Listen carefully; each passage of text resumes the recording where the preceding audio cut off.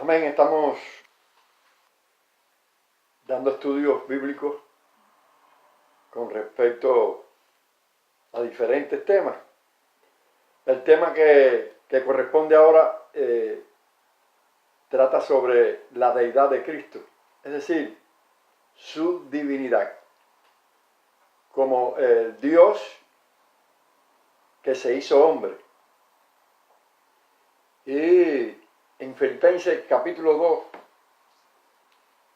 la Escritura enfáticamente deja por sentado que haya pues en nosotros este sentir que hubo también en Cristo Jesús, el cual siendo en forma de Dios, no tuvo en cuenta ser igual a Dios, oigan bien, no tuvo en cuenta ser lo que Él es, como algo que pudiera aferrarse, y se despojó de esa verdad, de esa realeza, de esa divinidad, de esa condición de Dios, y no tuvo en cuenta serlo. Dice así: haya pues este sentir que hubo también en Cristo Jesús, el cual siendo en forma de Dios no tuvo en cuenta ser igual a Dios como algo a que aferrarse, sino que se despojó de esa realeza, de esa verdad, de esa divinidad, de ese trono, de lo que Él es. Se despoja, no teniendo en cuenta ser igual a Dios como algo que aferrarse. Él se despoja de esa verdad y toma forma de siervo, siendo obediente hasta la muerte y muerte de cruz. Quiero explicar esto. El Señor, que en realidad es Dios, es Rey de Reyes, es Señor de Señores, es todopoderoso, habita en luz inaccesible y los cielos de los cielos no le pueden contener. En un momento determinado, para redimir al hombre, toma posición de hombre, toma naturaleza humana. Un misterio.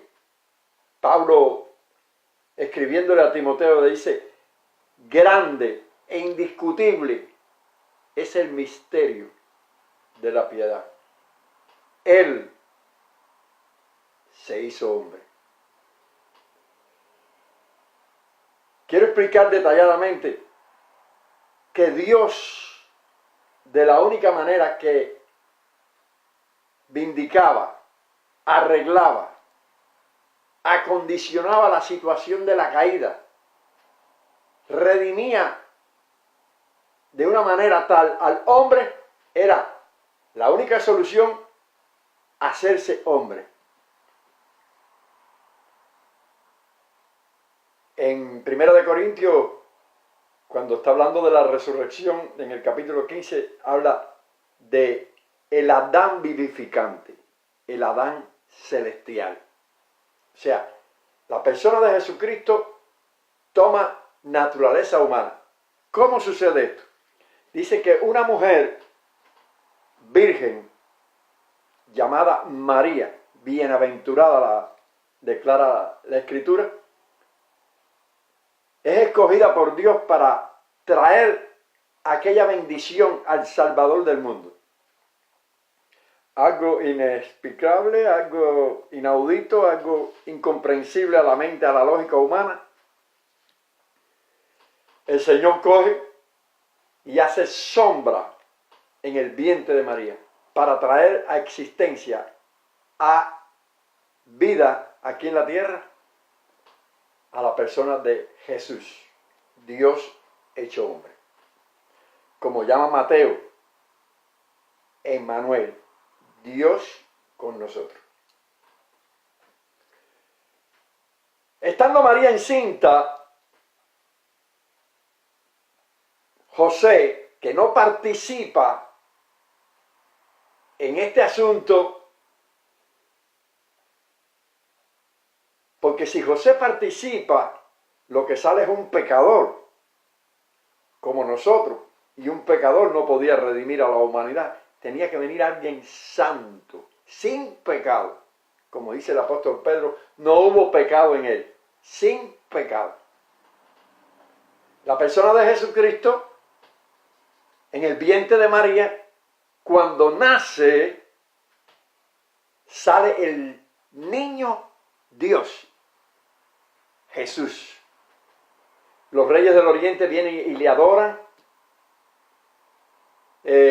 Comienza a crecer aquel niñito, hablando con doctoras de la ley inclusive que dejaban boquiabiertos a esos hombres. Dios empieza a utilizar, a manifestar la realidad de quién era el que estaba ahí. Uno de los personajes más importantes inclusive en la historia bíblica escogido por Dios fue el apóstol Pablo. Y Pablo declara de esta manera: en él, en Colosenses 2:9, en él habita corporalmente toda la plenitud de la deidad. Es decir, en Cristo estaba todo Dios, todo humano. Dios siempre ha usado lo humano y lo divino. En la salsa ardiendo estaba lo sobrenatural ardiendo y no se consumía, y la salsa, el arbolito que representa la parte frágil, lo humano. En el tabernáculo, la madera que tipifica lo humano era talafeteado en oro, con lo divino representado en el oro. La escritura fue inspirada por Dios a través del Espíritu Santo, a través de lo divino, usando al humano para escribir.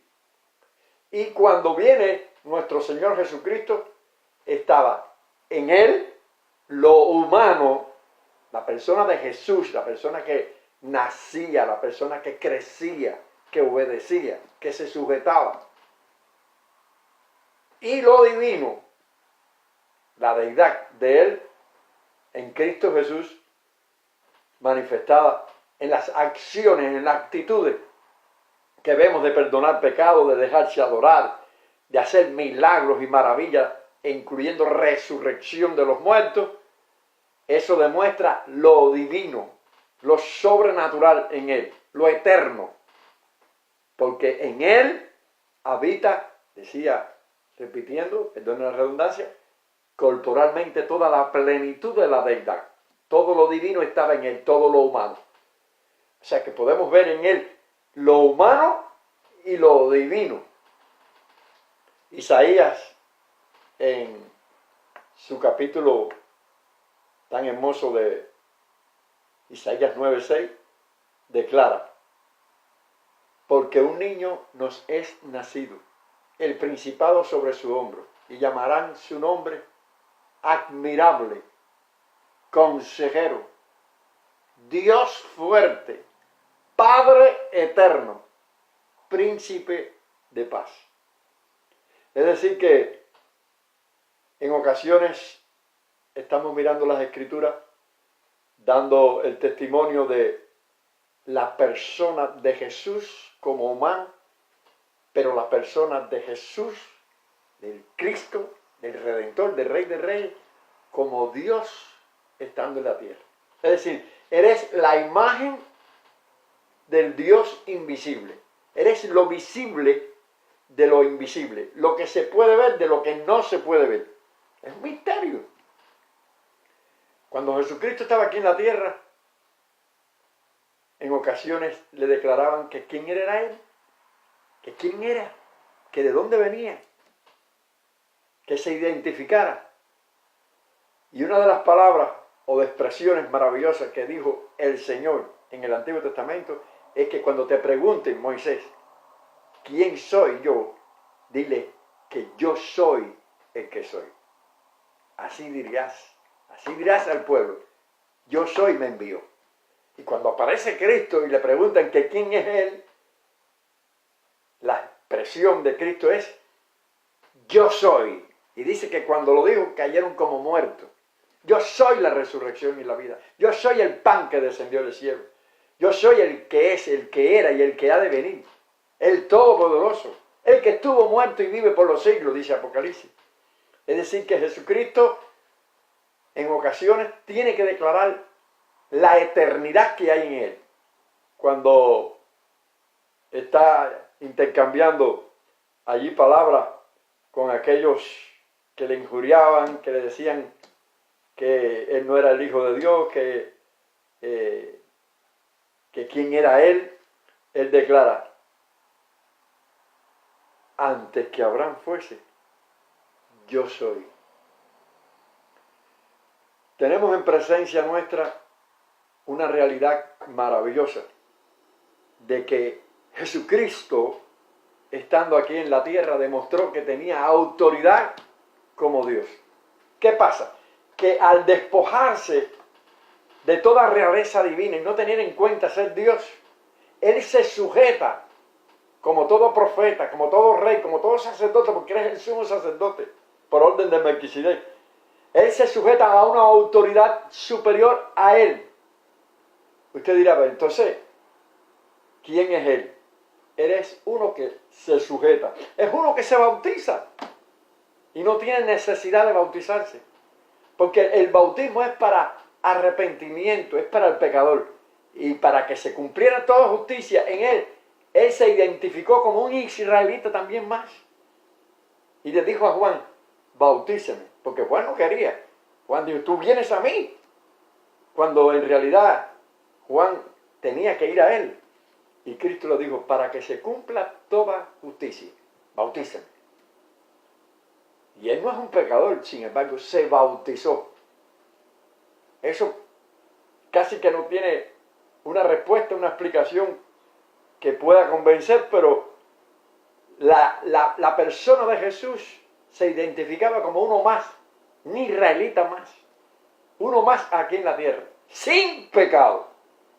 No hubo pecado en Él, porque Él es el Señor. Jesucristo es el Señor, y donde está el Señor o el Espíritu del Señor, hay libertad. Es decir, que Jesucristo, en su realidad personal, tenía dos naturalezas, la divina y la humana, funcionando aquí en la tierra como Dios encarnado, como Jesús, el Cristo, que daba testimonio de que Él era el Hijo de Dios. Y querían inclusive apedrearlo por cuanto hacía milagros y se hacía igual a Dios. ¿Quién es este que se hace igual a Dios? Solo Dios perdona pecados. Ellos conocían que solo Dios perdona pecados. Y Jesucristo perdonaba pecados. Tus pecados te son perdonados. Estamos en presencia de un personaje especial, un misterio que fue revelado a la iglesia, a los hijos de Dios. Las cosas de Dios no se analizan con lógicas humanas. Esto no es un problema de lógicas, sino de revelación. Dios revela a través de su Espíritu y nos indica a través de las Escrituras sus verdades, reveladas para la iglesia. La palabra de Dios es la que revela esta verdad. Y nosotros tenemos el Espíritu Santo que nos ilumina con estas verdades maravillosas. No para analizarlo con lógicas humanas, porque las lógicas lo que hacen es hundir a las personas. Porque hay cosas que son increíbles, hay cosas que son insólitas, difíciles de entender. El misterio de que Dios se hizo hombre. No hay un solo escrito, no hay un solo personaje en esta tierra que se haya identificado de esta manera. De que siendo Dios, estando en un trono, siendo el Rey de Reyes y Señor de Señores, el eterno, el invisible, el que habita en luz inaccesible, se tome aquel lugar de hombre para venir a la tierra donde están todos los pecadores y morir el justo por los injustos. Es algo maravilloso, pero estamos en presencia del Dios humanado, el Dios hecho hombre. Tenía naturaleza humana y tenía naturaleza divina. En el principio, y termino con esto, en el principio era el Verbo, y el Verbo era con Dios, y el Verbo era Dios. Y el 14, verso 14 dice, y aquel Verbo fue hecho carne. Vimos su gloria, gloria como la del unigénito del Padre, lleno de gracia y de verdad. Señor, muéstranos al Padre, y ya, y nos basta, dice Felipe. Y el Señor le contesta, tanto tiempo hace que estoy con vosotros, Felipe, y no me han conocido. ¿Cómo dices tú, muéstrame al Padre? ¿No creen? ¿Ustedes no creen que yo soy el Padre y el Padre en mí? Las palabras que yo hablo no las hablo por mi propia cuenta, sino el Padre que mora en mí es el que hace la obra. Si no, creedme por estas obras. Obras maravillosas de milagros, de convertir el agua en vino, de resucitar los muertos, de darle vida al leproso, vida nueva, de una piel nueva, al sordo que pueda oír, al ciego que vea. Dile a Juan que los sordos oyen, que los ciegos ven, que los paralíticos caminan y a los pobres les es anunciado el Evangelio. Ese es el Evangelio que está en medio nuestro. El Cristo que vino del cielo, teniendo un trono, teniendo eternidad, teniendo las maravillas del cielo, se hizo hombre y habitó entre nosotros para morir en una cruz y salvar a la humanidad. Ese es el mensaje más glorioso que hemos tenido en presencia nuestra. Del Cristo hecho carne, del Dios humanado, para la gloria de Dios. En el nombre de Jesús dejamos estas verdades y que Dios les bendiga.